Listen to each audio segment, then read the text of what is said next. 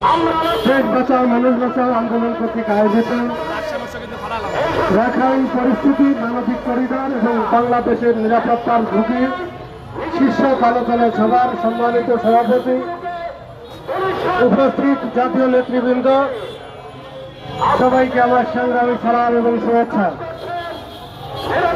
বন্ধুরা, এই রোহিঙ্গা ইস্যুতে যদি আমরা একটু কিছুদের দিকে তাকাতে যাই, তাহলে আমাদের সামনে যারা আছেন আপনাদের কিন্তু বারবার অনুরোধ করছি ভাই, আমাদের সামনে যারা দাঁড়িয়ে আছেন আপনাদের বারবার অনুরোধ করছি যে আপনারা এই জায়গাটা ছেড়ে দেন। আমাদের জাতীয় নেতৃবৃন্দ আসছে, এই জায়গাটা দয়া করে ছেড়ে দেন। আপনারা আমাদের সহযোগিতা করেন, আপনাদের সহযোগিতা করছি, আপনাদের দাবির সাথে একমত। আপনারা এই জায়গাটা ছেড়ে দেন, সামনের জায়গাটা। আপনারা আমাদের জাতীয় নেতৃবৃন্দ চলে আসছে, ইতিমধ্যে আমরা সামনের জায়গাটা ছেড়ে দেন। আপনারা জানেন বিসমিল্লাহির রহমানির রহিম। দেশ বাঁচাও মানুষ বাঁচাও আন্দোলন কর্তৃক আয়োজিত রাখাইন পরিস্থিতি, মানবিক করিডর এবং বাংলাদেশ নিরাপত্তার ঝুঁকি শীর্ষক নাগরিক সমাবেশের সম্মানিত সভাপতি আমার শ্রদ্ধা ভবন বড় ভাই কে এম রকিবুল ইসলাম রিপন ভাই উপস্থিত থাকবেন। বাংলাদেশ জাতীয়তাবাদী দল বিএনপির সম্মানিত ভাইস প্রেসিডেন্ট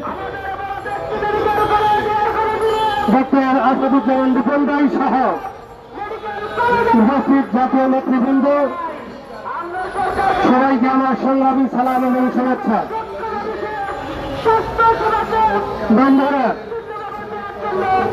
এই রোহিঙ্গা ইস্যুটা আমাদের বর্তমান সময়ে একটা বিস্ফোরণের মতো কারণ হয়ে দাঁড়িয়েছে। আমরা দেখেছি যখন রাখাইন থেকে রোহিঙ্গারা আমাদের দেশে এসেছিল, তৎকালীন স্বৈর শাসক শেখ হাসিনা নোবেল পাওয়ার উদ্দেশ্যে একটা নাটক করেছিল। সেই নাটকের ধারাবাহিকতায় রোহিঙ্গাদের আশ্রয় দিয়েছিলেন, কিন্তু তখন সেইখান থেকে যখন তারা ব্যর্থ হয়েছে, তারপর শুরু হয়েছে জনগণের শত প্রহসন, বিভিন্ন ধরনের প্রহসন করে বলেছিল রোহিঙ্গাদের নাকি আবার নতুন করে তাদের দেশে ছড়িয়ে দেবে। ৭-৮টি বছর দেখেছি শুধু প্রহসনের নাটকই করে গিয়েছেন, একজন রোহিঙ্গাকে এই দেশ থেকে বিতাড়িত করতে পারেন নাই। জুলাই আগস্টের গণঅভ্যুত্থানের পরে আমরা ভেবেছিলাম আমাদের দেশের উজ্জ্বল নক্ষত্র মহানায়ক ভেবেছিলাম তাকে অন্তর্বর্তীকালীন সরকারের প্রধান ডক্টর ইউনূস সাহেব, তিনি হয়তো এই সমস্যা থেকে আমাদের দেশকে পরিত্রাণ দিতে পারবে। দীর্ঘ 9টি মাস পার হয়ে গেল, আমরা দেখতে পাচ্ছি নতুন করে আবার নাটক শুরু হয়েছে। কিছুদিন আগে শুনলাম 1,80,000 রোহিঙ্গা নাকি দেশ থেকে প্রত্যাবর্তন করবেন, কিন্তু দেখছি নতুন করে পরিবার দেওয়ার জন্য উঠে ধরে লেগেছেন 1,30,000 পুনর্বাসন কেন্দ্র নাকি তৈরি করবেন। এটা আমাদের দেশের জন্য অত্যন্ত ঝুঁকি। 1947 সালে যখন ইহুদিরা বিভিন্ন দেশে কোথাও জায়গা না পেয়ে ফিলিস্তিনে গিয়ে জায়গায় নিয়েছিল, তারপর থেকে তারা ইসরায়েল নামক একটা দেশ গঠন করেছিল। এখন সারা পৃথিবীতে এই ইহুদিদের যন্ত্রণায় মানুষ টিকতে পারছে না। ঠিক একই রকম ষড়যন্ত্র এই রোহিঙ্গারা প্রকল্প নিয়ে বাংলাদেশে একটা চক্রান্ত শুরু হয়েছে। আমি অন্তর্বর্তী সরকারকে অনুরোধ করব, আপনারা যত দ্রুত সম্ভব এই সমস্যা থেকে পরিত্রাণ দেন। পারবেন কিনা জানি না, তারপরেও আপনাদেরকে অনুরোধ করব। বর্তমানে দেখছি দুইটি স্তরে সরকার পরিচালিত হচ্ছে। ঠিক একই রকম ফ্যাসিবাদের কাজে ফ্যাসিস্ট সরকারের যেই কার্যক্রম ছিল সেই কার্যক্রমগুলোই নতুন করে আবার চালানোর একটা চেষ্টা চলছে। আমাদের মাঝে অত্যন্ত জনপ্রিয় বিএনপির ভাইস প্রেসিডেন্ট মহামাটি মানুষের নেতা ডক্টর আসাদুজ্জামান রিপন ভাই আমাদের মাঝে উপস্থিত হয়েছেন। আমরা তাকে স্বাগত জানাই, ধন্যবাদ জানাই, তাকে মূল্যবান সময় আমাদেরকে দেওয়ার জন্য তাকে ধন্যবাদ জানাই। বন্ধুরা, সর্বোপরি অন্তর্বর্তীকালীন সরকারকে আমি একটা অনুরোধ করে আমি আমার বক্তব্য শেষ করব। আপনারা হয়তো না এদেশের জনগণের শান্তি অথবা মুক্তি কতটুকু দিতে পারবেন জানি না, তবে এদেশের শান্তি আসতে হলে হয়তো নির্বাচনের কোনো বিকল্প নেই। জনগণের অধিকার জনগণকে ফিরিয়ে দিয়ে আপনারা জনপ্রতিনিধি নির্বাচন করে নির্বাচনের মাধ্যমে আপনারা নির্বাচিত সরকারের হাতে ক্ষমতা তুলে দিয়ে আপনারা সরে যান, এই আশাবাদ ব্যক্ত রেখে সবাইকে ধন্যবাদ জানিয়ে আমি আমার সংক্ষিপ্ত বক্তব্য শেষ করছি। খোদা হাফেজ। বাংলাদেশ জিন্দাবাদ। শহীদ জিয়াউর হক, খালেদা জিয়া জিন্দাবাদ। দেশ বাঁচাও মানুষ বাঁচাও আন্দোলন জিন্দাবাদ। সবাইকে ধন্যবাদ। আসসালামু আলাইকুম ওয়া রাহমাতুল্লাহ। ধন্যবাদ। রাখাইন পরিস্থিতি মানবিক কেন্দ্র বাংলাদেশ নিরাপত্তা সমিতির শীর্ষক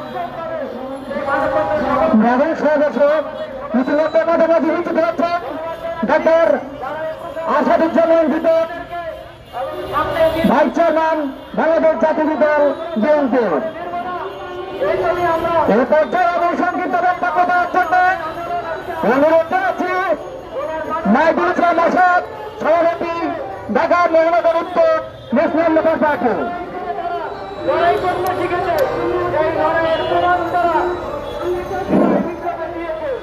বিসমিল্লাহির রহমানির রহিম। দেশ বাঁচাও মানুষ বাঁচাও কর্তৃক আজকের আয়োজিত এই নাগরিক সমাবেশে উপস্থিত আছেন বিএনপির ভাইস চেয়ারম্যান জনাব ডক্টর আসাদুজ্জামান রিপন, উপস্থিত আছেন দেশ বাঁচাও মানুষ বাঁচাও আন্দোলনে বিগত 16 বছর আন্দোলন সংগ্রামের যুগপথ বিএনপির সাথে থেকে রাজপথে কারা নির্যাতিত নেতা আমাদের রাকিবুল ইসলাম রিপন ভাই সহ জাতীয় নেতৃবৃন্দ। যেহেতু প্রধান অতিথি চলে আসছে, বক্তব্য সংক্ষিপ্ত করব। আমরা আজকে দেখতে পেয়েছি যে বহির্বিশ্বের কি অবস্থা, এর মাঝে এখন আবার আর একটা ইস্যু দাঁড়াইছে রাখাইনদের নিয়ে আমাদের অবস্থান। আমি এর তীব্র নিন্দা জানাই। আমরা চাই না আগামী দিনগুলোতে আমরা গাজার মতো পরিণত বরণ করি। আমরা এই করিডোরের পক্ষে নেই, আমরা এই করিডোরের বিপক্ষে। রাখাইনরা তাদের দেশে যাবে, তাদের দেশ, তারা তাদের দেশে বসবাস করবে। তারা আমাদের দেশে এসেছে, আমরা তাদের আশ্রয় দিয়েছি একটা সময় মানবিক কারণে। এই মানবিকতাই এখন আমাদের বোঝা হয়ে দাঁড়িয়েছে। খরার উপরে আমাদের ঘাড়ের উপরে ঘা পড়েছে। আমরা চাই না এই করিডোর। আমরা মানবিক দৃষ্টিকোণ থেকে তাদেরকে আশ্রয় দিয়েছি। এই আশ্রয় দিতে গিয়ে আমার দেশের যারা নাগরিক আছে তাদের বিভিন্ন সমস্যার সম্মুখীন, বিভিন্ন প্রতিবন্ধকতার সম্মুখীন হতে হয়েছে। সম্মানিত নেতৃবৃন্দ, আমরা চাই না এই করিডোরের নামে আবার আমাদের দেশে একটা অনুপ্রবেশকারী আর একটা গ্রুপ আমাদের দেশে প্রবেশ করে যাতে দেশে শান্তি শৃঙ্খলা নষ্ট হয়। আমরা এটা চাই না, আমরা এর তীব্র বিরোধিতা করছি। সংগ্রামী নেতৃবৃন্দ, আর একটা কথা বলতেছি, এই যে দেখেন বিভিন্ন আন্দোলন সংগ্রাম, আমরা মনে করি এটা আসলে কোন দিকে দেশ যাচ্ছে। তত্ত্বাবধায়ক সরকারের প্রধান উপদেষ্টা ডক্টর মোহাম্মদ ইউনূস সাহেব, উনি ভদ্র মানুষ, ভালো মানুষ, কিন্তু ওনার আশেপাশে বসে থাকা যে লোকগুলো আছে আমরা দেখতে পাচ্ছি যে বিগত ফেসিবাদের লোকজনগুলো কিভাবে কোর্ট থেকে জামিন নিয়ে যাচ্ছে, আর আমাদের নেতৃবৃন্দ জামিন পাচ্ছে না। গতকালকে দেশ নায়ক তারেক রহমানের খালেদার অবস্থা আপনারা দেখেছেন। সে বিগত 16 বছর 17 বছর যে নির্যাতনের শিকার হয়েছে দেশে আসার পরে, তার কাউকে জামিন দেওয়া হয়নি। আমি মনে করি আইন উপদেষ্টা কার নির্দেশে ওগুলো করতেছে আসিফ নজরুল সাহেব, এটা আমাদের বোধগম্য হচ্ছে না। উনি বিগত প্রতিবাদের বছর আপনারা জানেন যে পিলখানার বিদ্রোহে যার কাছে প্রধান দাতা ছিল সেই সাংবাদিক, তথাকথিত সাংবাদিক মুন্নি শাহকে ধরলো, ইউনিফর্ম দিয়ে ওনাকে ছেড়ে দিতে বললো আর ছেড়ে দিল। আর আমাদের বিগত প্রতিবাদের বিরুদ্ধে আমরা কথা বলেছি, সেটা তারেক রহমানের কেন তাকে জামিন দিল না, এটা আমরা জানতে চাই, জাতির কাছে জানতে চাই সমস্যা আমাদের কোথায়। সম্মানিত নেতৃবৃন্দ, এখন পর্যন্ত ফেসিবাদকে যারা নেতৃত্ব দিচ্ছে আমাদের কাছে তথ্য আছে কারা মদত দিচ্ছে। এভাবে হয় না একটা দেশ। আপনারা দ্রুত সংস্কার, নির্বাচনের কোনো সংস্কার করে যতটুকু সম্ভব দ্রুত নির্বাচন দেন। জাতীয় সরকার হোক, এই সরকার মানে নির্বাচনী সংসদে বসবে, তারপরে মানুষের দাবি দেওয়া উত্থাপন হবে এবং দাবি দেওয়া মানুষের পূরণ হবে। এই দেখেন প্রেস ক্লাবের সামনে শিক্ষকরা আন্দোলন করতেছে। ওরা বুঝে না, ওরা জাতির মেরুদণ্ড, ওরা জাতির মানদণ্ড। শিক্ষকরা এখানে আসছে, আমি ওদের সম্মান করি, কিন্তু ওরা বোঝে না doctor Mohammad Yunus caretaker government কখনো কোনো দাবি দেওয়া পূরণ করার ক্ষমতা রাখে না। আপনাদের দাবি দেওয়া পূরণ করতে হলে অবশ্যই নির্বাচিত সরকার আসতে হবে এবং নির্বাচিত সরকার পার্লামেন্টে বিল আকার উত্থাপন করে বিল পাশের মাধ্যমে আপনাদের দাবি দেওয়া পূরণ করতে হবে। আপনারা কিছু পেলেই চলে আসেন প্রেস ক্লাবের সামনে। আপনারা এতদিন কোথা ছিল আপনার আন্দোলন? আপনারা যখন চাকরিতে ঢুকছেন তখন কি আপনাদের মনে ছিল না যে আপনারা মাস্টার নিয়ে ঢুকতেছেন? বিগত 16 বছর আপনাদের আফার ছায়ার ফলে ছিলেন দেখে আপনাদের আন্দোলন মনে পাওয়া নাই। এখন আপনারা মনে করছেন ইউনূস সাহেবের কাছে আমরা দাবি দেওয়া পেশ করি, কিন্তু আসলে আপনাদের উদ্দেশ্য কি জাতি জানতে চায়। বেশি কথা বলবো না, সম্মানিত প্রধান অতিথি আছে, কথা বাড়াবো না। এই কথা বলেই সবার কাছে একটা অনুরোধ রাখবো, আসুন সকল ভেদাভেদ ভুলে আমরা জাতীয় ঐক্যের মাধ্যমে যতটুকু সংবাদ আমরা সংস্কারের পক্ষ থেকে যতটুকু সম্ভব নির্বাচন হোক, নির্বাচিত হয়ে তারেক রহমান 31 দফা অনুযায়ী দেশ পরিচালিত হবে। যদি তারেক রহমানকে আল্লাহ কবুল করে দেশের রাষ্ট্রপ্রধান হিসাবে উনি আসবে এবং উনি দেশ পরিচালনা করবে। ওনার ম্যান্ডেটে আমরা ওনার সাথে বিগত দিনে ছিলাম, আগামীতেও থাকবো, এভাবেই দেশ চলবে ইনশাআল্লাহ, আল্লাহ যদি কবুল করে। আসসালামু আলাইকুম ওয়া রাহমাতুল্লাহি ওয়া বারাকাতুহু। ধন্যবাদ। এই পর্যায়ে সংযুক্ত বক্তব্য দেওয়ার জন্য বিনীত অনুরোধ জানাচ্ছি মোহাম্মদ নুরুল হুদা দিয়ে সভাপতি এসো দেশ বড়। সম্মানিত বক্তব্য আমি অনুরোধ করবো একটু সমাজনীতিকে লক্ষ্য রাখবেন। আমাদের সম্মানিত অতিথি আছেন, প্রধান অতিথি আছেন, আমরা তাদের বক্তব্য শুনবো, আপনারা একটু সমাজনীতি খেয়াল রাখবেন। বিসমিল্লাহির রহমানির রহিম। শ্রদ্ধ সভাপতি, শ্রদ্ধ প্রধান অতিথি ও উপস্থিত জাগ্রত সংগ্রামী জনতা, আসসালামু আলাইকুম। আমাদের মাননীয় প্রধান উপদেষ্টার প্রেস সচিব জানিয়েছেন যে তারা লজিস্টিক সাপোর্ট দেবে, আবার অপরদিকে উপদেষ্টা পররাষ্ট্র উপদেষ্টা বলছে করিডোর দেবে। তাদের কথাবার্তার মধ্য দিয়ে একটি ষড়যন্ত্রের গন্ধ পাওয়া যায়। আমার কথা, করিডোর অথবা লজিস্টিক সাপোর্ট কোনোটাই আমরা দিয়ে আমাদের সার্বভৌমত্বকে হুমকির মুখে ফেলতে চাই না। আপনারা পারলে যে সমস্যা, রোহিঙ্গা সমস্যার সমাধান করুন, রোহিঙ্গাদের তাদের জন্মভূমিতে ফিরিয়ে সেইখানে তাদেরকে থাকার ব্যবস্থা করুন, এটাই বড় মানবিকতা হবে। আর নিজের দেশকে হুমকির মুখে ফেলে দিয়ে, চিটাগাংকে হুমকির মুখে ফেলে দিয়ে এক সময় দেখবেন তারা চিটাগাং নিয়ে আলাদা রাষ্ট্র গঠনের চিন্তা করছে। এই সব বাতুলতা, এই সব অপকর্ম চলবে না।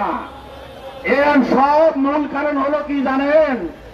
আওয়ামী লীগের দুঃশাসন, 17 বছর তারা দুঃশাসন করেছে।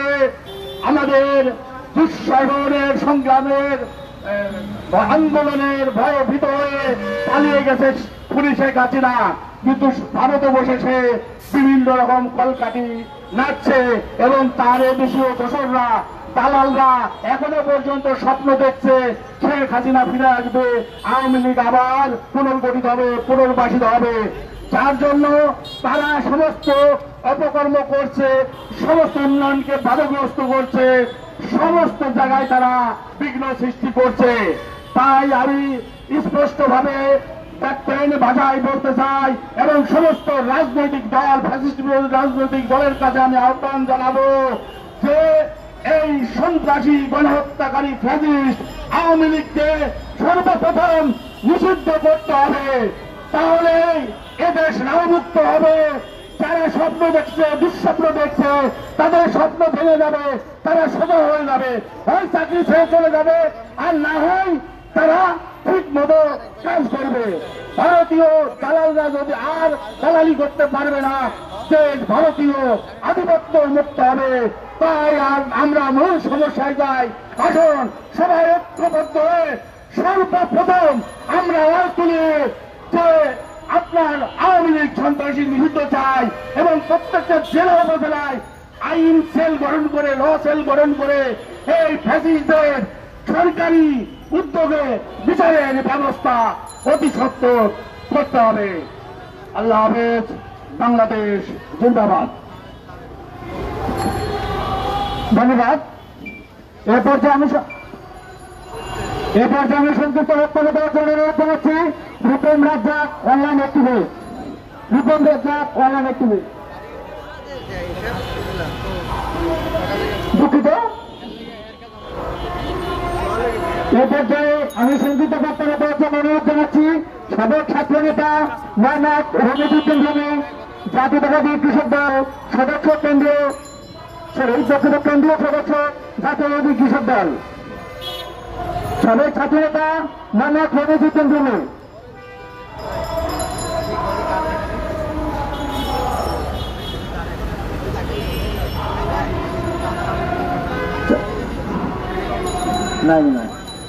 দুঃখিত।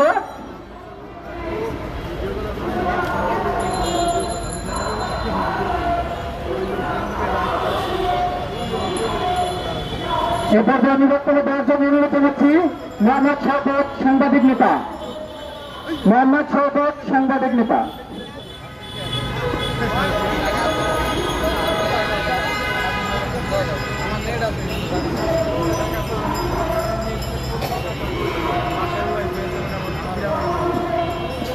ধন্যবাদ সবাইকে, এখানে উপস্থিত যারা আছেন এবং যারা আমাকে এই মুহূর্তে শুনতে পাচ্ছেন সবাইকে ধন্যবাদ জানাই। তো আজকেরা জানেন যে আমরা আজকে যে বিষয়টি নিয়ে কথা বলতে এসেছি সেটা হলো রাখাইন পরিস্থিতি। আমরা রাখাইন পরিস্থিতি নিয়ে কথা বলতে এসেছি এবং একটি সম্পূর্ণ তথ্য আপনাকে এই বিষয়ে দিয়ে রাখি যে বাংলাদেশের রাজনীতি, আন্তর্জাতিক রাজনীতি এবং ভূ রাজনৈতিক বিষয়ে বাংলাদেশে যে কয়েকজন মানুষ খুবই বিদগ্ধ এবং এই বিষয়ে যথাযোগ্য বিশ্লেষণ করার ক্ষমতা রাখেন, সক্ষমতা রাখেন, তাদের অন্যতম ডক্টর আসাদুজ্জামান রিপন, বিএনপি কেন্দ্রীয় কমিটির ভাইস চেয়ারম্যান তিনি। তাকে আজকে আমরা আমাদের মাঝে পেয়েছি। তার কাছ থেকে আমরা শুনবো উনি বরাবরই দেশবাসীকে অনেক আগাম তথ্য দিয়ে, অনেক ভবিষ্যৎবাণী করে, আমাদেরকে অনেক তথ্য, অনেক বিষয় আমাদেরকে জানতে সাহায্য করেন। এবং আপনারা জানেন যে আমরা বাঙালি জাতি এরকম যে আমাদের চোখের সামনে দিয়ে মশা গেলে আমরা অনেক হাই হাই করে উঠি, কিন্তু পিছন দিয়ে হাতি চলে গেলে আমরা আসলে খবর রাখি না। রাখাইন পরিস্থিতিটা বর্তমানে আমাদের জন্য ঠিক সেই রকম পরিস্থিতি নিয়ে আসছে। আপনারা জানেন আমরা এই রোহিঙ্গাদের আমাদের দেশে আমন্ত্রণ জানিয়েছি, তাদেরকে সাদরে গ্রহণ করেছি এবং সেটা আমাদের জন্য কত কষ্টকর সেটা আমরা বরাবরই বুঝতে পেরেছি। এখন আবার যখন আমরা তাদেরকে আশ্রয় দিয়েছিলাম তখন আসলে মায়ানমার জান্তা তাদের ক্ষমতায় ছিলেন, কিন্তু এখন আমরা জানি আরাকান আর্মি রাখাইনের ক্ষমতা নিয়েছে। যদিও আনুষ্ঠানিকভাবে স্বাধীন হয়নি, কিন্তু পুরো নিয়ন্ত্রণ তাদের হাতে। এখনো আমাদেরকে সেই পূর্বের পরিস্থিতি বরণ করে নিতে হচ্ছে। এখনো আমাদেরকে তাদেরকে বলা হচ্ছে যে তাদেরকে সাহায্য করার জন্য এবং তাদেরকে আমাদের ভূখণ্ডে জায়গা দেওয়ার জন্য। আমরা মানবিক করিডোর নামে একটা নতুন টার্ম বা শব্দ শুনতে পাচ্ছি, কিন্তু আমরা ছোট্ট একটা দেশ, 18 থেকে 20 কোটি মানুষের আবাদ এখানে। অতিরিক্ত মানুষ দেওয়ার সক্ষমতা আমাদের আছে কিনা সেটাও আমাদের চিন্তা করতে হবে। এবং এসব বিষয় মাথায় রেখে ভূ রাজনৈতিক বিষয় যে পথে হাঁটছে তাতে বাংলাদেশের সামনে ভালো কিছু অপেক্ষা করছে সেটা চিন্তা করা কিছুটা আমাদের জন্য মুশকিল। এবং এই পরিবর্তিত পরিস্থিতিতে বিশ্ব রাজনীতি কোন দিকে যাবে সেটা আমাদেরকে নজর রাখতে হবে। এবং এই বিষয়ে আজকে আমরা যাকে পেয়েছি ডক্টর আসাদুজ্জামান রিপন ভাই, ওনার কাছ থেকে আসলে শুনবো। এবং আমি আপনাদেরকে নিশ্চিত করেই বলতে পারি যে আপনারা আজকে যা শুনতে পাবেন আপনারা মিলিয়ে নেবেন, তার 3 থেকে 6 মাসের মধ্যে ঠিক তাই ঘটবে। এটা আমি ভবিষ্যৎবাণী ঠিক ওই অর্থে বলছি না, এটা পাপ হতে পারে, কিন্তু আসলে ব্যাপারটা এরকমই। তো আমি আমার বক্তব্য শেষ করছি। আপনারা ভালো থাকুন, সুস্থ থাকুন এবং সমৃদ্ধি বাংলাদেশের কামনায় আমি চাচ্ছি যে আমাদের বাংলাদেশ আবার সুফলা হয়ে উঠুক, সবুজ শ্যামল হয়ে উঠুক এবং আমরা আমাদের নাগরিক অধিকার যেন সবসময় সমুন্নত রাখতে পারি। সবাইকে ধন্যবাদ।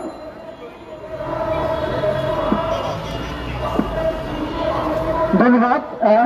আমি সংযুক্ত বক্তব্য অনুরোধ জানাচ্ছি মোহাম্মদ হাসান লিটন, সভাপতি মুন্সিগঞ্জ জেলা দেশ বাঁচাও বাংলাদেশ আন্দোলন।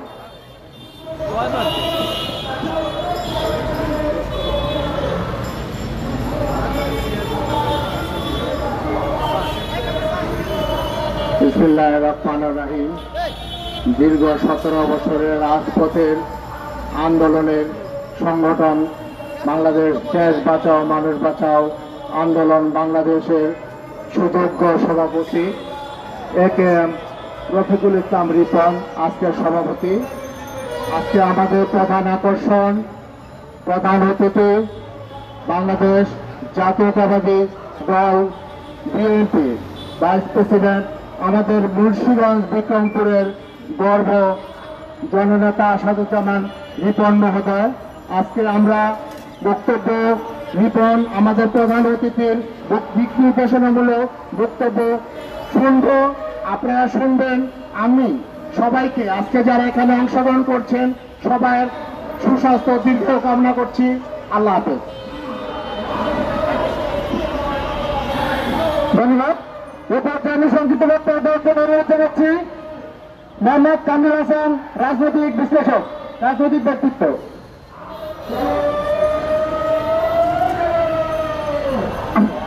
আসসালামু আলাইকুম। দেশ বাঁচাও মানুষ বাঁচাও একটা গুরুত্বপূর্ণ বিষয় আপনাদের সামনে অবতারণা করেছে।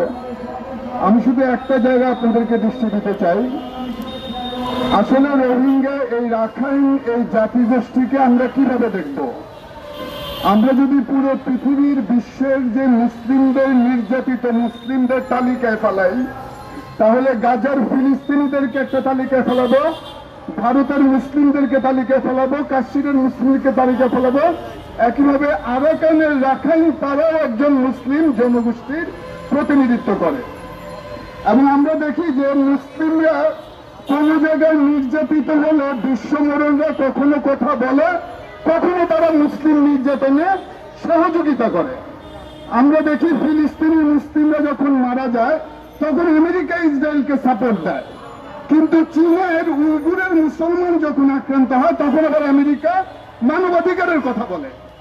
আমরা দেখি না যে ফিলিস্তিনি মুসলিমের জন্য জাতিসংঘ আগে আসে, কিন্তু আমরা এখানে দেখতেছি আরাকান আর্মি তাদেরকে সহযোগিতার জন্য মানবিক করিডোরের নামে যে বুদ্ধিস্টরা রাখাইন জনগোষ্ঠীকে হত্যা নির্যাতন করে মায়ানমার সামরিক সরকারের সাথে এক কাতারে এক হয়ে 18 লাখ রোহিঙ্গাকে বাংলাদেশে ঢুকতে বাধ্য করেছে, সেই আরাকান আর্মিকে সহযোগিতা করার জন্য আমাদের সরকার খুব উঠে পড়ে লেগেছে।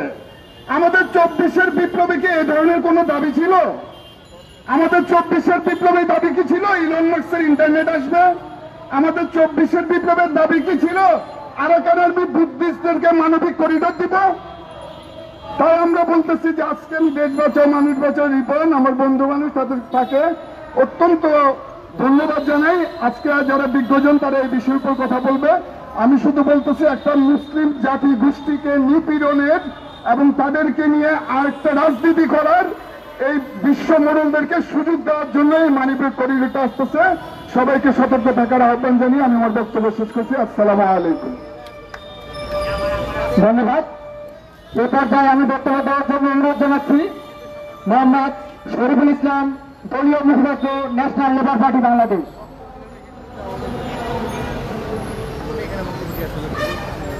দেশ বাঁচাও মানুষ বাঁচাও আন্দোলন কর্তৃক আয়োজিত KM রকিবুল ইসলাম রিপনের সভাপতিত্বে আজকে এই নাগরিক সমাবেশে প্রধান অতিথি হিসেবে উপস্থিত আছেন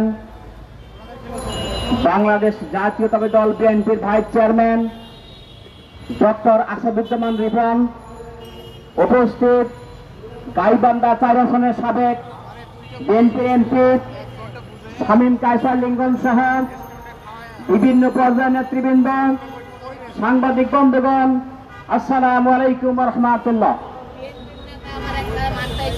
আজকে নাগরিক সমাবেশ থেকে বলতে চাই, রাখাইন পরিস্থিতি নিয়ে বাংলাদেশের যে করিডোর স্থাপনের যে প্রশ্ন উঠেছে, আমি বলতে চাই জাতিসংঘ বাংলাদেশকে বলে দিলেন যে করিডোর দিতে হবে। কে দিলেন?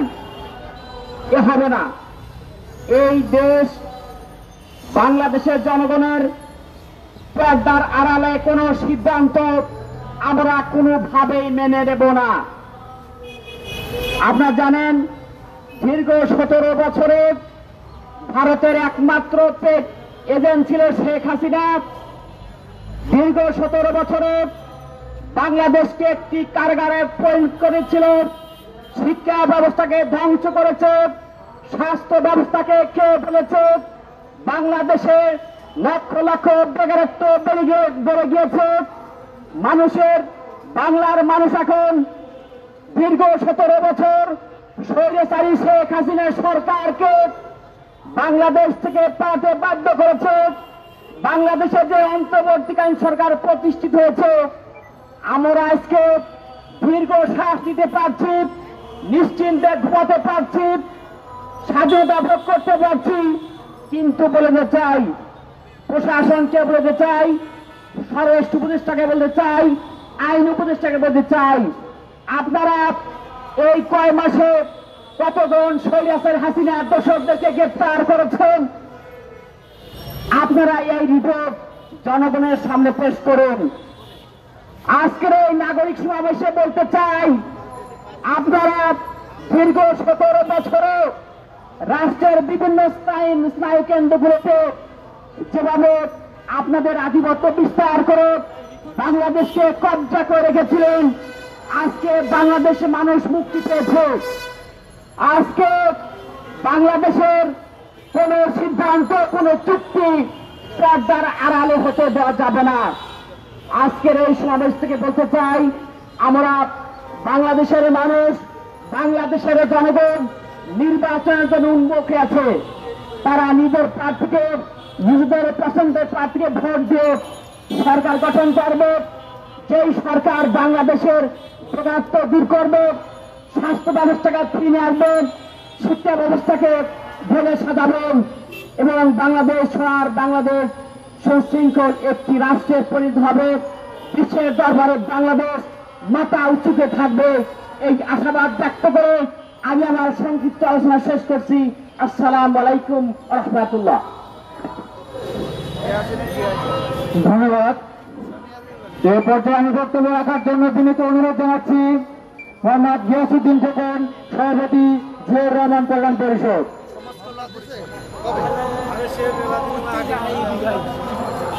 দলের নাম দিতে পারে। বিসমিল্লাহির রহমানির রহিম। দেশ বাঁচাও মানুষ বাঁচাও আন্দোলন কর্তৃক আয়োজিত আজকের এই সমাবেশে প্রধান অতিথি হিসাবে উপস্থিত আছেন আমাদের সকলের প্রিয় ছাত্র দলের আইকন, আমাদের সকলের বিশিষ্ট টকশো ব্যক্তিত্ব, বিএনপির কেন্দ্রীয় ভাইস চেয়ারম্যান জনাব ডক্টর আসাদুজ্জামান রিপন ভাই, উপস্থিত আছেন আমাদের আরেক বিজ্ঞ রাজনীতিবিদ সাবেক সংসদ সদস্য জনাব লিঙ্কন ভাই সহ সভাপতি রকিবুল ইসলাম রিপন এবং সাংবাদিক ভাই ও বোনেরা, আপনারা আমার শুভেচ্ছা অভিনন্দন গ্রহণ করুন। আসলে আমরা দীর্ঘ সময় দীর্ঘ আন্দোলন সংগ্রামের পথ পাড়ি দিয়ে আমরা রাজপথে আমাদের যখন একজন ক্ষুদ্র কর্মী হিসাবে দেশ এবং দলের পক্ষে আমরা কাজ করতে পেরেছি, তখন আমরা গর্ববোধ করি। আমরা শহীদ রাষ্ট্রপতি জিয়াউর রহমানের আদর্শের যারা রাজনৈতিক কর্মী, সেই হিসাবে আমরা বিগত আন্দোলন সংগ্রামে এই ফ্যাসিবাদ এবং ভারতের আধিপত্যবাদের বিরুদ্ধে আমরা লড়াই সংগ্রাম করেছি। আমরা আজকে এই ডক্টর ইউনূস সহ অন্তর্বর্তীকালীন সরকারের প্রধান পৃষ্ঠপোষক আমি মনে করি এই বিএনপি সহ সমবেত রাজনৈতিক দলের নেতৃবৃন্দ, আজকে আমরা তাদের কাছে আমরা দেশ রক্ষার স্বার্থে, দেশের স্বাধীনতা সার্বভৌমত্ব রক্ষার স্বার্থে আমরা বলতে চাই, আজকে আপনারা রাখাইন অর্থাৎ মিয়ানমারকে আপনারা করিডোর কোন সাহসে কিসের বলে আপনারা করিডোর দেওয়ার যুক্তিকতা দেখাচ্ছেন? আপনাদের মূল দায়িত্ব ছিল এদেশের মানুষের অধিকার সংরক্ষণ করা, এদেশের মানুষের বাক স্বাধীনতা থেকে শুরু করে সকল অধিকার যখন এই ফ্যাসিবাদরা তখন কেড়ে নিয়েছিল, ঠিক সেই সময় বাংলাদেশের মুক্তিকামী জনতা, এদেশের দেশ শ্রমিক মানুষগুলা আজকে ঢাকার রাজপথ থেকে শুরু করে বিভিন্ন পাড়ায় মহল্লায় বাসা বাড়িতে তারা আন্দোলন সংগ্রাম করে যখন একটা বিপ্লব একটা গণঅভ্যুত্থান ঘটেছিল, সেই গণঅভ্যুত্থানের সুফল আমরা পাইনি। আমরা কি দেখেছি? ওই বিগত পতিত সরকারের ওই শেখ হাসিনার দোষকদের ন্যায় আপনাদের কর্মকাণ্ড আমরা খুবই স্তম্ভিত, আমরা খুবই হতাশা। আমরা বলতে চাই ওই ভারতে যে করিডোর দেওয়ার চিন্তা ভাবনা করছেন বা লবিস্ট নিয়োগের চিন্তাধারা করছেন, সেটা থেকে বিরত থাকুন। এদেশের মানুষ সকল কিছুকে উপেক্ষা করে ওই শেখ হাসিনাকে যেভাবে পালিয়ে যেতে বাধ্য করেছে, ঠিক সেই একই কাদায় আবারও আপনারা পালিয়ে যেতে বাধ্য করবেন না। আপনাদের মূল দায়িত্ব হচ্ছে এদেশের গণতন্ত্র অর্থাৎ মানুষের ভোট অধিকার নিশ্চিত করার জন্য একটি অবাধ সুস্থ গ্রহণযোগ্য নির্বাচনের রোডম্যাপ ঘোষণা করা। আপনাদের দায়িত্ব কারোকে করিডোর দেওয়ার দায়িত্ব নয়, কাউকে পুনর্বাসন করার দায়িত্ব নয়। আপনাদের দায়িত্ব ছিল এদেশের মানুষ দীর্ঘ আন্দোলন সংগ্রামে তারা তাদের ভোট অধিকার প্রয়োগের জন্য, ভোটের অধিকার আদায়ের জন্য তারা রাজপথে জীবন দিয়েছে, তারা সংযুক্ত বরণ করেছে। আজকে আমরা দেখেছি ঠিক একই কাদায় ওই ডক্টর ইউনূসের আশেপাশে আমরা দেখেছি কিছু আওয়ামী ফ্যাসিবাদ এবং দোষকদের আচরণ। আপনারা দেখেছেন গত কিছুদিন আগে ওই হান্নান মাসুদ এই এক সমন্বয়কের মায়ের কাণ্ড চিত্র দেখেছেন আপনারা।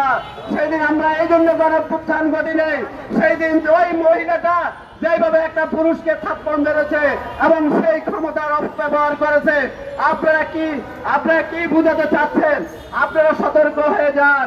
ওই হান্নান মাসুদ বা এনসিপি যারাই আপনারা নতুন দল গঠন করেছেন, নাগরিক পার্টি গঠন করেছেন, বা অনেকে 5 আগস্টের পর আরো কিছু অতিথি পাখির আবির্ভাব হয়েছে, নতুন দলের পুনর্বাসন হচ্ছে। আপনারা জনগণের আগে ম্যান্ডেট নিয়ে আপনারা রাজনীতি করতে আসুন। আপনাদেরকে লুটপাট করার জন্য, আপনারা নতুন রাজনৈতিক দল গঠন করার জন্য আপনাদেরকে জনগণ প্রায়োরিটি দেয় নেই। অতএব আপনারা জনগণকে বোকা বানাবেন না। জনগণকে বোকা বানিয়েছিলাম এই বিগত সরকারের ওই শেখ হাসিনা উন্নয়নের ডাক দল বাজে এদেশের মানুষের প্রস্তাবিত অর্থ বিকাশে তারা অট্টালিকা বানিয়েছে।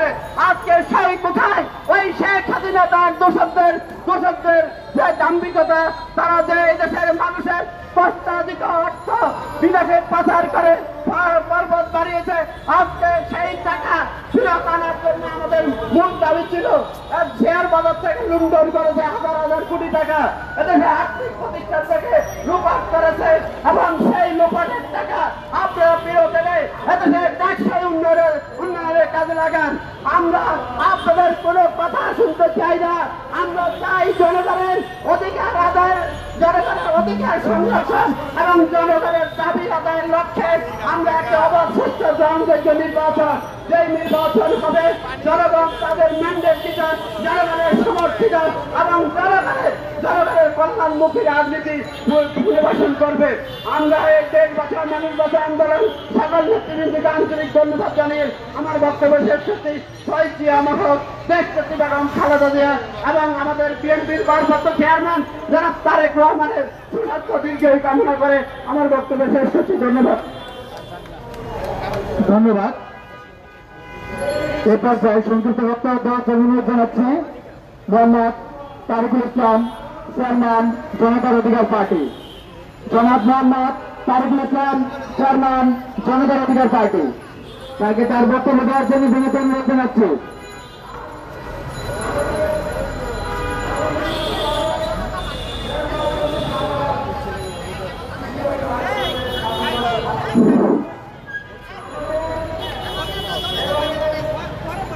আসসালামু আলাইকুম ওয়া রাহমাতুল্লাহি ওয়া বারাকাতুহু। দেশ বাঁচাও মানুষ বাঁচাও আন্দোলনের সম্মানিত সভাপতি এম রকিবুল ইসলাম রিপন, উপস্থিত বিএনপির সিনিয়র নেতৃবৃন্দ আসাদুজ্জামান রিপন ভাই, উপস্থিত সাবেক সংসদ সদস্য, উপস্থিত গিয়াসউদ্দিন খোকন, সমাজ কল্যাণ পরিষদ, উপস্থিত নেতৃবৃন্দ, সামনে আমার গণমাধ্যম ভাইয়া বোনেরা, আসসালামু আলাইকুম। আজকে রাখাইনের করিডোর নিয়ে যে বাংলাদেশের বিরুদ্ধে যে ষড়যন্ত্র করেছে, এই ষড়যন্ত্র একমাত্র দায়ভার নিতে হবে আজকের সমন্বয়কারীদের, যারা জুলাই এবং আগস্টের গণ অভ্যুত্থান ঘটিয়ে শেখ হাসিনাকে ঘটিয়েছেন। আজকে যদি বাংলাদেশের বিরুদ্ধে কোন ধরনের ষড়যন্ত্র হয়, সেটার দায় দায়িত্ব ওই টকটক করা সাজ্জিদকে নিতে হবে, আর বটবট করা সেই মাহিদুল ইসলামকে নিতে হবে। কারণ তারা তাদের পিএস দ্বারা শত শত কোটি টাকা লুটপাট করছে। তারা দেশের এই ক্রান্তিকাল মুহূর্তে সুবর্ণ সুযোগ নিয়ে তারা গাড়ি বাড়ি লুটপাটে এবং গাড়ির শোরুম নিয়ে ব্যস্ত হয়ে পড়েছে। দেশ কি তার নানার বাড়িতে যাচ্ছে, না তার বাপের বাড়িতে রয়ে গেছে, না বাংলাদেশ তার বাংলাদেশে রয়ে গেছে, এই নিয়ে তাদের কোনো মাথা ব্যথা নাই। কাজেই এই উপদেষ্টাদেরকে পদত্যাগ করতে হবে। এই উপদেষ্টাদেরকে দেশ থেকে শেখ হাসিনার মতন বিতাড়িত করতে হবে। ছোট ছোট বাচ্চাদেরকে নজর দিলে যেরকম নাচানাচি করে এবং আপনাদের যেরকম হাত খাবে, না চামচ দিয়ে খাবে, না ছুরি দিয়ে কাটবে, এই চিন্তা করে এই বাচ্চা উপদেষ্টারা টাকার গন্ধে এমন পাওয়া পেয়েছে যে টাকার গন্ধে তারা দেশকে ভুলে গিয়ে টাকার নেশায় দেশের বাহিরে প্রতিনিয়ত প্রচার করছে। যদি রাখাইনের নতুন রাষ্ট্র বাংলাদেশকে নিয়ে ষড়যন্ত্র করে, তার দায়ভার নিতে হবে এই পিতৃ উপদেষ্টাদের। কারণ তারা যে পরিবেশ করছে দেশটাকে নৈরাজ্যের দিকে নিয়ে যাচ্ছে। আমরা জুলাই আগস্টে সকল রাজনৈতিক দল, সাধারণ মানুষ এবং সকল ব্যক্তিত্ব মিলে একসাথে রাজপথে নেমে কাঁধে কাঁধ মিলিয়ে গত 15 বছরের শেখ হাসিনাকে আমরা হটিয়ে দেশ চালা করেছিলাম। কিন্তু আমরা যে আশা, যে আকাঙ্ক্ষা, যে ভালোবাসা, যে মনোভাব নিয়ে আমরা যুদ্ধ করেছিলাম, সংগ্রাম করেছিলাম, আমাদের রিক্সাওয়ালা শ্রমিক ভাইরা যেভাবে বিস্ফোরিত দিয়েছে, দুঃখের কথা কাকে বলবো, যারা নেতৃত্ব দিয়েছেন, একটা নেতৃত্বের কোন লাশ রাস্তায় পড়েনি, সাধারণ মানুষের লাশ রাস্তায় পড়েছিল।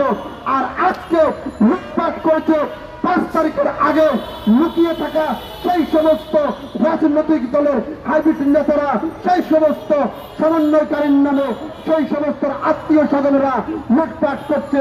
আর যারা যুদ্ধ করেছে, যে সকল নেতা কর্মী সারাদিন সারা বছর এই প্রেস ক্লাবে লাফালাফি করেছে, সরকারের বিরুদ্ধে আন্দোলন করেছে, জীবন দিয়ে তারা চেষ্টা করেছে, জুলাই আগস্টের মতন একটি দিন তারা পেয়েছিলেন, তারা জেল খেলেছে, হামলা শিকার হয়েছে, আজকে তারা বিতাড়িত হয়েছে।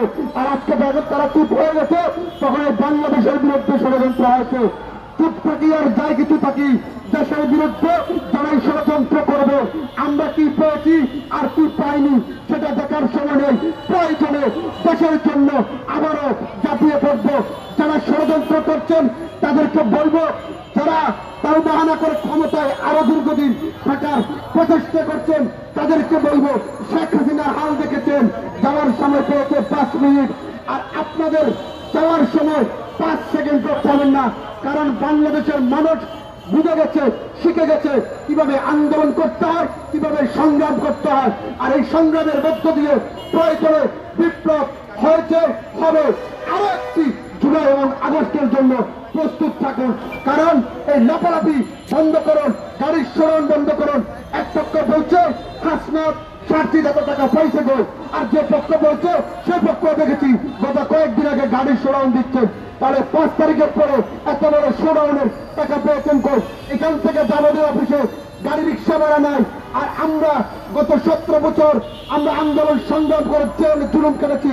আপনারা দেখেছেন 1 দিনের জন্য 1 সেকেন্ডের জন্য আমি রাস্তায় দাঁড়িয়ে থেকেছি এবং রাস্তা ছাড়ি নাই। হয়তো বলবেন মাইকের সামনে বড় বড় কথা বলা সম্ভব না, আমি বাস্তবে এবং বর্তমানে যা বলছি তাই সত্য। রাস্তা ছিল, জেলে গিয়েছি, হামলার শিকার হয়েছি, রাস্তা ছাড়েনি। তবে 5 তারিখের পরে ছেড়ে দিয়েছি, কারণ 5 তারিখের পরে আমাদের মতন নেতার কোনো প্রয়োজন নেই, তাই আমরা ছেড়ে দিয়েছি। প্রয়োজনে আবার নামবো, আর যেদিন নামবো পরে বিপ্লব সফলতা এবং ফিরবো ইনশাল্লাহ। জনতার অধিকার পার্টির পক্ষ থেকে সকলকে শুভেচ্ছা জানাই। ডাক দিয়েছেন জনতা, থাকবো মোরা একতা। আল্লাহ হাফেজ। ধন্যবাদ। এ পর্যায়ে আমি বক্তব্য দেওয়ার জন্য অনুরোধ জানাচ্ছি মোহাম্মদ শামীম কাসা লিঙ্কন, সাবেক সিনিয়র সদস্য গাইবান্ধাচার ভাইকে তার মূল্যবান বক্তব্য দেওয়ার জন্য বিনীত অনুরোধ জানাচ্ছি।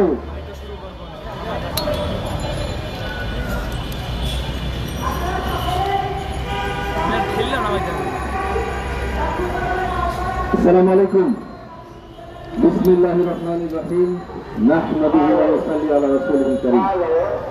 দেশ বাঁচাও মানুষ বাঁচাও আন্দোলন কর্তৃক আজকে রাখাইন পরিস্থিতি, মানবিক করিডোর এবং বাংলাদেশের নিরাপত্তা ঝুঁকি শীর্ষক আয়োজিত এই আলোচনা সভা ও নাগরিক সমাবেশের সম্মানিত সভাপতি ভাই রিপন, দীর্ঘদিনের সংগঠক এবং রাজপথের লড়াকু সৈনিক। প্রধান অতিথি হিসেবে উপস্থিত আছেন বাংলাদেশ জাতীয়তাবাদী দল বিএনপির অন্যতম কেন্দ্রীয় vice chairman doctor Asaduzzaman Ripon ভাই। বিশেষ অতিথি হিসেবে উপস্থিত আছেন তারেক ভাই, খোকন ভাই সহ জাতীয় নেতৃবৃন্দ। সবাইকে আমার দল বাংলাদেশ জাতীয়তাবাদী দল বিএনপির পক্ষ থেকে জানাই আন্তরিক শুভেচ্ছা এবং সংগ্রামী সালাম। আজকের যেই পরিস্থিতি, তার আগে আমি একটা ছোট্ট জিনিস বলতে চাই। এই যে সরকার, বর্তমান সরকার, এই সরকারটাকে আমরা বলি মেহমান সরকার। কেন ভাই মেহমান সরকার কেন? একটা রাজনৈতিক নির্বাচিত সরকার তার ইস্তেহার, তার প্রতিজ্ঞাগুলো বাস্তবায়নের আন্তরিক চেষ্টা এবং বাস্তবায়নের মাধ্যমে লাগাতার বারবার ফিরে আসতে পারে দেশ ও জনগণের পরিচালনার দায়িত্বে। কিন্তু একটা অন্তর্বর্তীকালীন বলেন, নিরপেক্ষ তত্ত্বাবধায়ক সরকার বলেন, যেটাই বলেন, তারা আসেন হলো একটা সময় একটা নির্বাচিত অথবা জগদ্দল কাঠামোর মতো বসে থাকা কোন সরকার পড়ে যাওয়ার পর আরেকটা নির্বাচনকে বাস্তবায়নের মাধ্যমে আরেকটা নির্বাচিত সরকারের কাছে ক্ষমতা হস্তান্তরের জন্য। তার মানে তারা যত ইশতেহার বা যত কিছুই দেখ, অরাজনৈতিক ভাবে কোন রাজনৈতিক দল ও মতের ইশতেহারের মাধ্যমে মানুষের ভোটে নির্বাচিত না হয়ে সে একই সরকার আবার পুনরাবৃত্তি হওয়ার কোন সুযোগ নাই। যেমনি ভাবে আমাদের বাসায় মেহমান আসে একটা নির্দিষ্ট সময়ের জন্য, হাদিসের ভাষায় বহুবার বলেছি, আবারও বলছি, মেহমানদারি কয়দিন? সাহাবী রাদিয়াল্লাহু আনহু জিজ্ঞেস করলেন, এই মেহমানদারির এন্টাইটেড সময়টা, নির্দিষ্ট সময়টা কয়দিন? বলা হলো ইয়াউমুহু ওয়া লাইলাতুহু, একদিন এক রাত ভালোভাবে আপ্যায়ন করো, আর দিয়াফাতু সালাসাতু আইয়াম, আর বাকি মেহমানদারি 3 দিন পর্যন্ত। না কেন ওরা আযালিক, এর থেকে বেশি যদি হয় তাহলে সেটা হবে সাদাকাতুন জারিয়া, তার জন্য সেটা সাদাকা হবে, তার জন্য সেটা সাদাকায় রূপান্তর হবে। আচ্ছা ঠিক আছে, 3 দিনের বেশি মেহমানদারি করতে হচ্ছে, এই কথা দিয়ে শেষ করলেন না।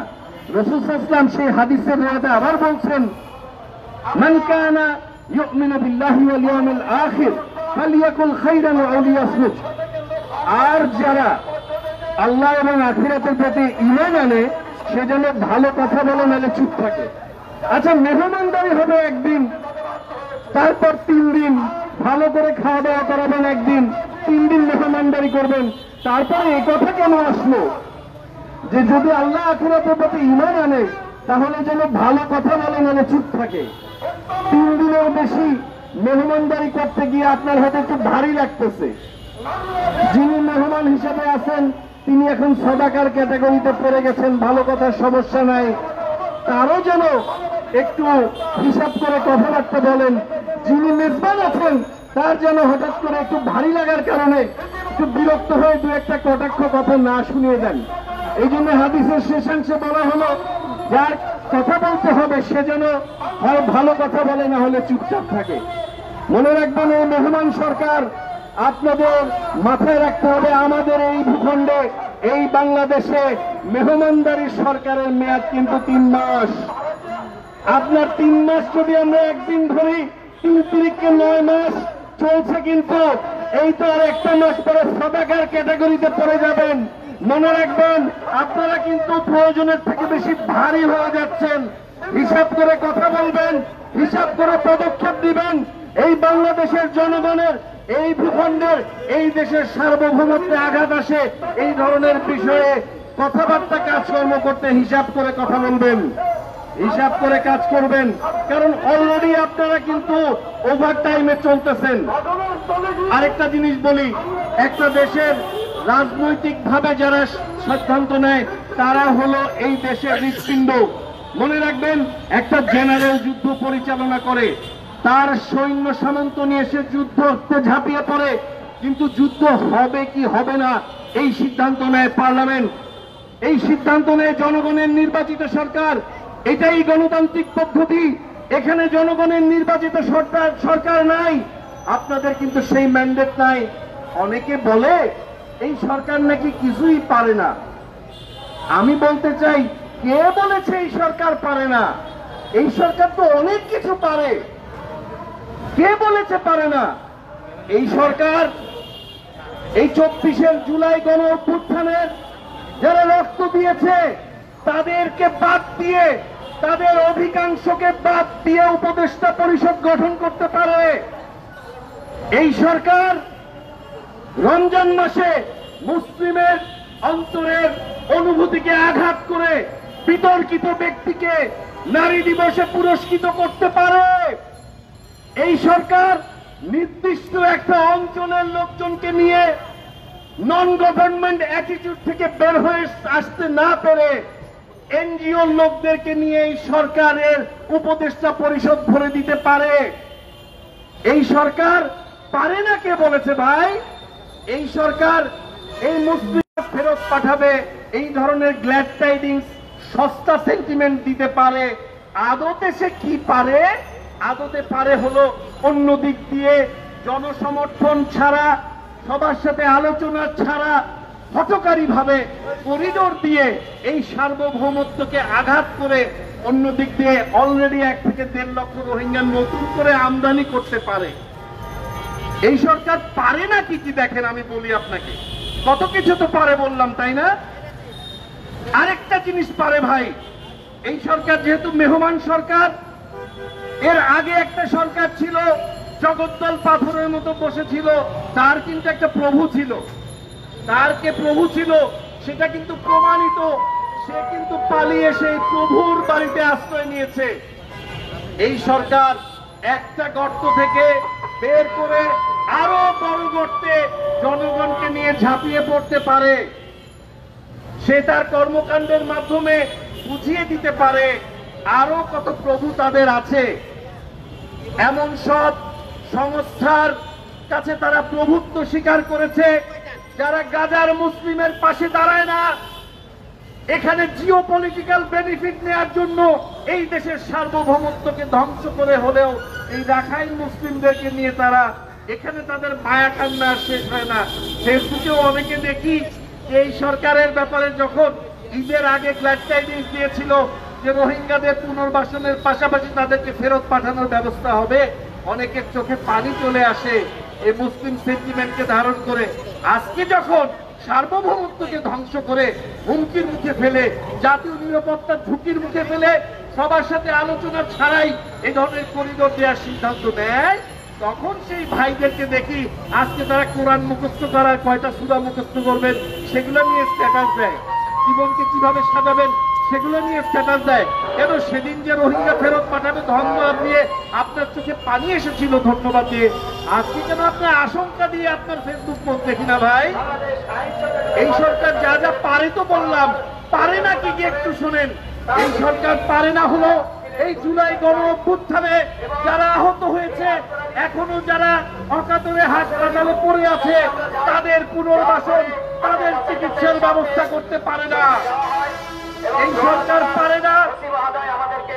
এই সরকার যেটা পারে না সেটা হলো এই দোষর যারা ছিল, মাফিয়া টাইনি চোরাই গোষ্ঠী হাসিনার দোষর যারা ছিল, তাদেরকে খুঁজে খুঁজে তাদেরকে বিচারের আওতায় আনতে পারে না। এই সরকার পারে, কিন্তু কিছু জিনিস কি পারে জানেন? এই সরকার পারে গ্রামীণ ব্যাংকের যে রাষ্ট্রায়ত্ত মালিকানা, সেই মালিকানা কমিয়ে আনার কাজ করতে পারে। এই সরকার আরো কি পারে জানেন? এই বাংলাদেশের ঢাকা শহর, এই জনবহুল শহরে এত বিশ্ববিদ্যালয় থাকা সত্ত্বেও গ্রামীণ বিশ্ববিদ্যালয় নামে আরেকটা বিশ্ববিদ্যালয় স্থাপন করতে পারে। কে বলেছে পারে না? এই সরকার পারে না কি জানেন? এই সরকার পারে না যেই ভোটাধিকারের জন্য, এই বৈষম্য বিরোধী অবস্থান, ভোটাধিকার ফিরিয়ে দেওয়ার জন্য 17 বছর মানুষ রাজপথে আন্দোলন করেছে, জীবন দিয়েছে, সেই ভোটাধিকার ফিরিয়ে দেওয়ার লক্ষ্যে একটা নির্বাচনী রোডম্যাপ দিতে পারে না। এই সরকার পারে না কি জানেন?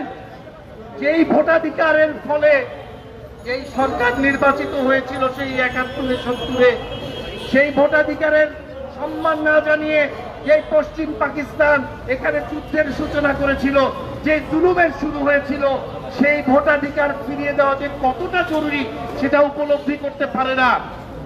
এই সরকার কি পারে না জানেন? এই সরকার পারে না এই যে মিল কারখানাগুলো বন্ধ হয়েছে, এই মিল কারখানাগুলো চালু করেছে, এই দেশের আপামর জনসাধারণের যে নাগরিক অধিকার ফিরিয়ে দিয়ে তাদের জন্য কর্মসংস্থান সৃষ্টি করতে পারে না। তারা কি পারে জানেন? এই 92 ভাগ মুসলিমের অন্তরকে কলুষিত করে, এই 92 ভাগ মুসলিমের অন্তরকে আঘাত দিয়ে নারী অধিকারের নামে নারীকে লাঞ্ছিত করতে পারে। এই সরকার পারে না কি জানেন? এই সরকার সবার আগে বাংলাদেশ এইটা মানতে পারে না। সেজন্যই বলতে চাই, সূচনার বাংলাদেশ, শহীদ রাষ্ট্রপতি জিয়াউর রহমান, এতদিনের বাংলাদেশ, দেশনেত্রী বেগম খালেদা জিয়া, আগামীর বাংলাদেশ, দেশ নায়ক জনাব তারেক রহমান 31 দফা থেকে শুরু করে তাদের বিভিন্ন সময়ে বারবার এই মুসলিম জনপদের, এই 92 ভাগ মুসলিমের সেন্টিমেন্টের পক্ষে তাদের অবস্থান স্পষ্ট করেছেন। সূচনার বাংলাদেশ, এতদিনের বাংলাদেশ, আগামীর বাংলাদেশ, এখানে একটা বৈষম্যহীন রাষ্ট্র প্রতিষ্ঠার লক্ষ্যে এবং স্বাধীনতা সার্বভৌমত্বকে অক্ষুণ্ণ রাখায় অগ্রগামী ভূমিকার উপলক্ষে তারা বারবার বলেছেন সবার আগে বাংলাদেশ। সবাইকে ধন্যবাদ। আসসালামু আলাইকুম ওয়া রাহমাতুল্লাহি ওয়া বারাকাতুহু। ধন্যবাদ। এ পর্যায়ে আমি বক্তব্য রাখার জন্য অনুরোধ জানাচ্ছি KM রকিবুল ইসলাম রিপন, সভাপতি দেশ ভাষা মানব ভাষা আন্দোলন, তাকে তার মূল্যবান বক্তব্য রাখার